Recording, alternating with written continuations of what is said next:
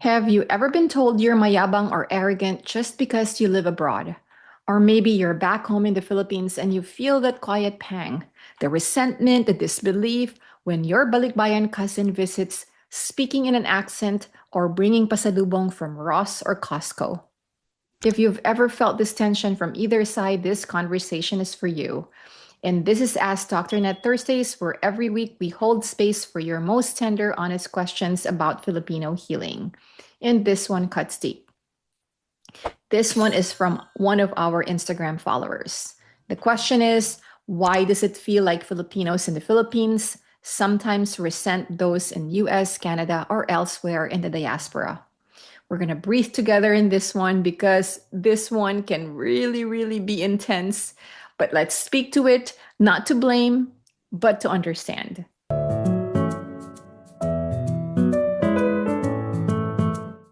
Magandang umaga, hapon, or gabi po sa inyong lahat. This is Dr. Nette, a Filipino-American clinical psychologist dedicated to helping Filipinos worldwide heal generational trauma through inner child healing, ancestral wisdom, and Kapwa Psychology. I was born and raised in the Philippines, and I immigrated here in the States as a young adult and later pursued grad studies in San Francisco. And as a first-gen immigrant, I bring both personal and professional insight into this healing journey. Having grown up with anxiety and trauma myself, I deeply understand what it means to face mental health challenges without support or resources. And all of this lived experiences inspired me to create this channel, The Brown Psych, a space that makes healing accessible while honoring culture, heritage, and community. All right, let's dive into the heart of today's conversation. When I was still living back in the Philippines, I truly believed, I really, really did believe this, that those abroad were better, that they lived in this dreamland, the land of milk and honey, where people were free, rich, loved, and always living in air conditioned rooms. And I thought they were superior, that their parents must be so loving, talking to them in the most American way, like how parents talk here in the US, like the idealized kind of version of like the parents, like the ones that you see in Sesame Street, or like the ones that you see in, I don't know, like whatever like movie that you've seen growing up, right? Like the kind, patient, affirming. And because of my colonial mentality, because of my own mindset, I believe that anything closer to whiteness was better.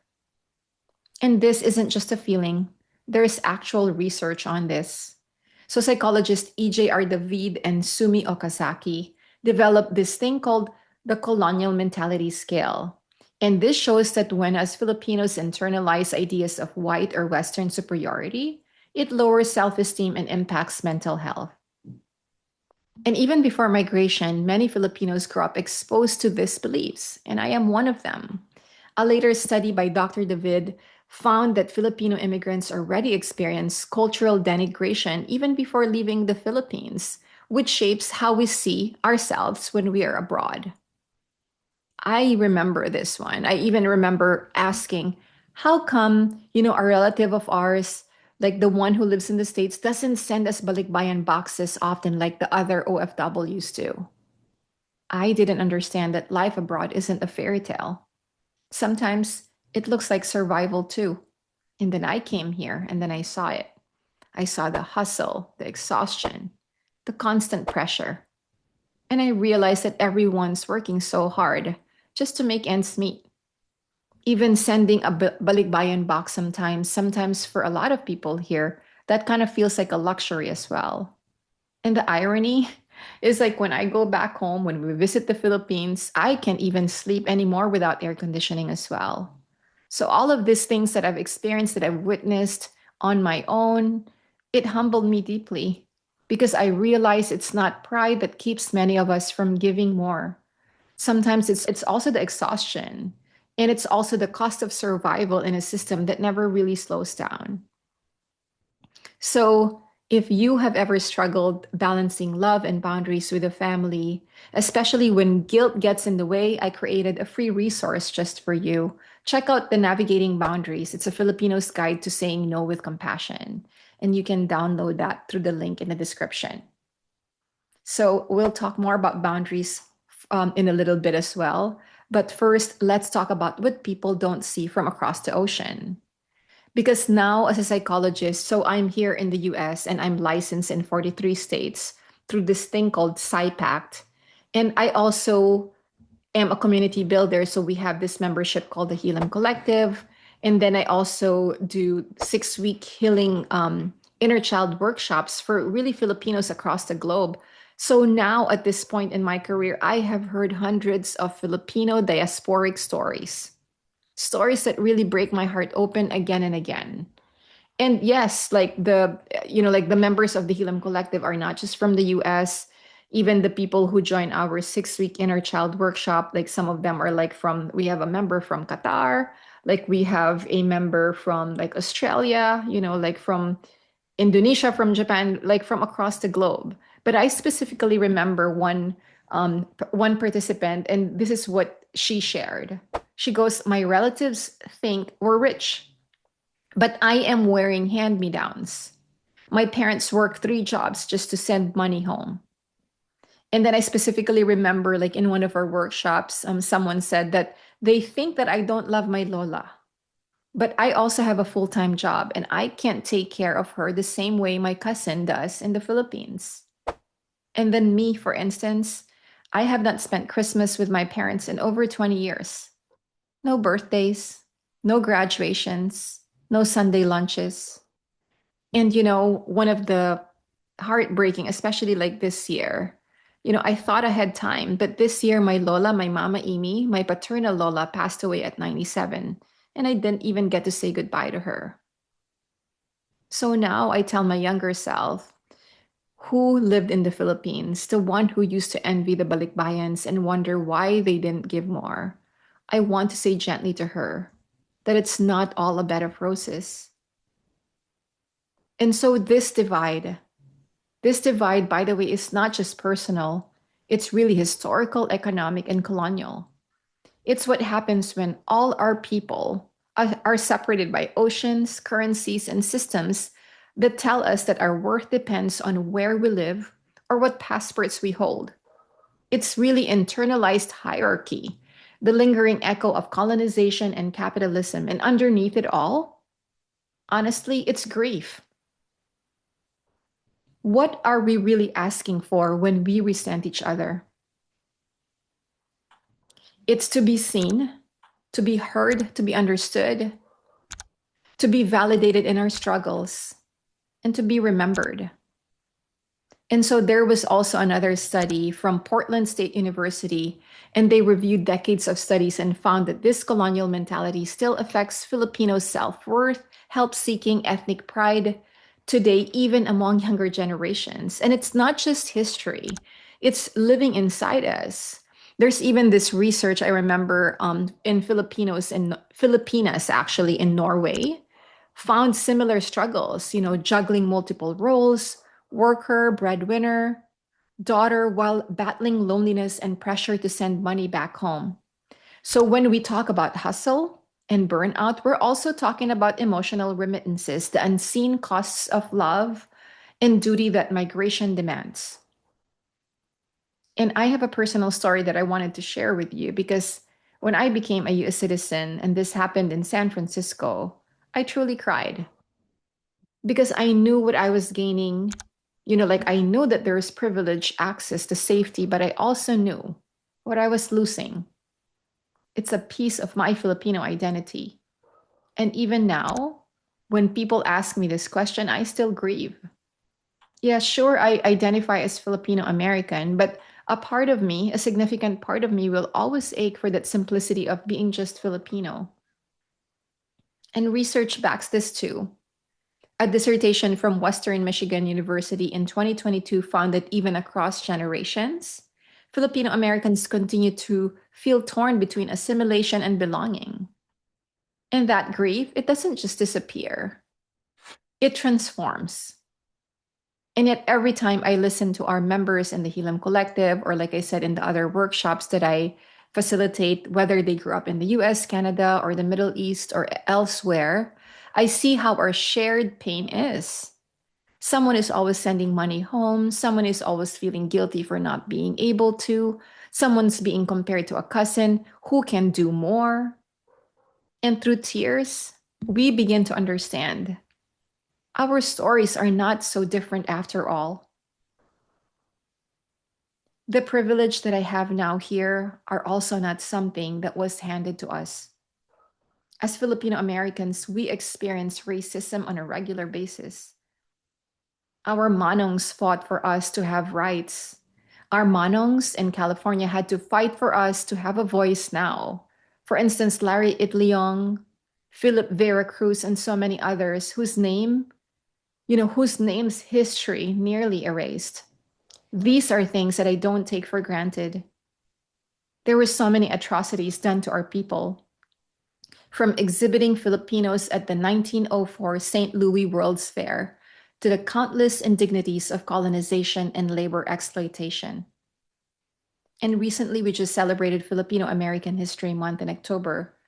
Celebrations like this make me pause and feel. And now, in this very October, I sit with Filipino American clients or members of the Hilam Collective, brown skinned, heavy hearted, brave, who speak of the pain of witnessing the kidnappings of brown bodies, families torn apart, the slow violence of surveillance and silence. And we feel the presence of the empire in the air, no longer cloaked, but bold. And this is why mental health is political. And this is also one of the reasons why I am a liberation psychologist, not only to help us name trauma, but to help us remember that we are not meant to heal alone. And the empire thrives by isolating us, but our healing is ancestral, it's collective, and it's sacred.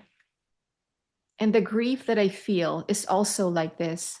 Like, have you ever felt like you were steering a bangka, like that small boat between two rushing rivers, each pulling you in different directions? So for us Filipinos in the diaspora, this is the daily dance of living between two worlds. I share this post a couple of times now in Instagram, and every time we share this, like a lot of people are able to resonate in these posts. Because imagine this, right? Like you are the small bangka gently making your way between two rivers. In one river, your mother speaks to you in Tagalog or Bisaya or Kapampangan or whatever language that your parents have. Her words carry the weight of generations. You're expected to respond with care, humility, and reverence, not just in language, but in presence. Love here often looks like sacrifice. And in the other river, the Western world, that world asks you to be assertive, independent, individualistic, and you row every day trying to balance the currents. And this is one of the reasons I created another free resource for you called Discover the Pre-Colonial Philippines. It's really a guide to remember who we were before colonization taught us shame. And you'll find it through the link in the description. Because healing isn't becoming Western or returning to some pure version of Filipino. It's about remembering that our ancestors already knew how to live in balance. So I want to take a pause here because I want to reflect gently with you. And I have 3 questions that I want you to ponder, maybe in your meditation today, maybe in your daily walks, maybe in your journaling. What assumptions did you grow up about people abroad, or Filipinos abroad, or people back home in the Philippines? And then the next one, what part of you still grieves a lost version of home? And then the last one, what do you wish the other side knew about your story? Drop your reflections in the comments. I'd love to hear your take, and I'd love to hear your comments, really. At the heart of it, both sides are hurting. Both sides are longing to be understood, and the healing begins when we move from comparison to compassion.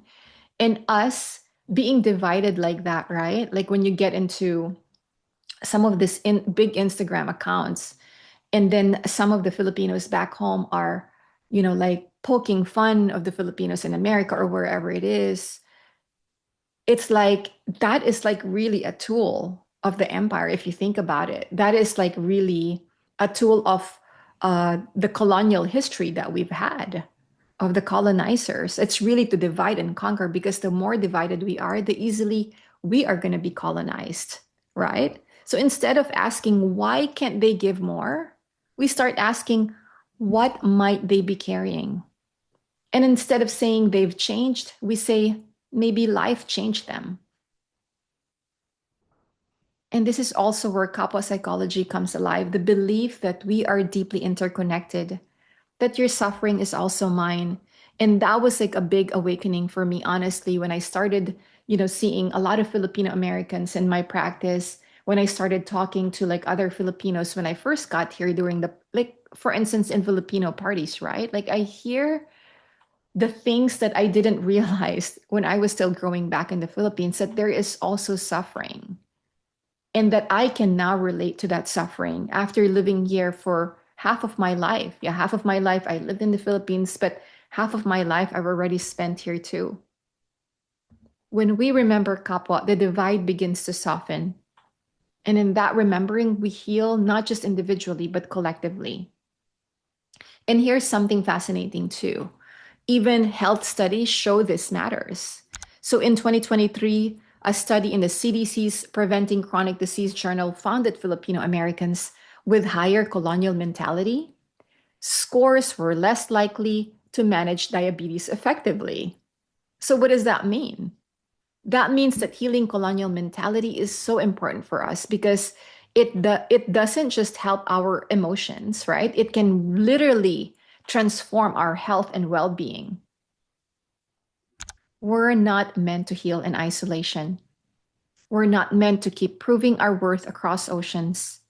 So whether you're in the Philippines or in the US or anywhere in the world, you are not alone, and you are not forgotten. You are more than remittances, more than degrees, more than passports, more than pride. And this is why we gather together. This is why we share our stories with each other. And this is also why the Helam Collective exists. This is why we started this circle. The Helam Collective is the only global Filipino healing community where you can continue your inner child journey every week, so you don't fall back into old patterns. And by the way, if you have any questions for me for our Ask Dr. Nette Thursdays, submit your questions, for the coming weeks through the link in the description. And if today's topic resonated with you, you will also love this next video called Am I Filipino Enough?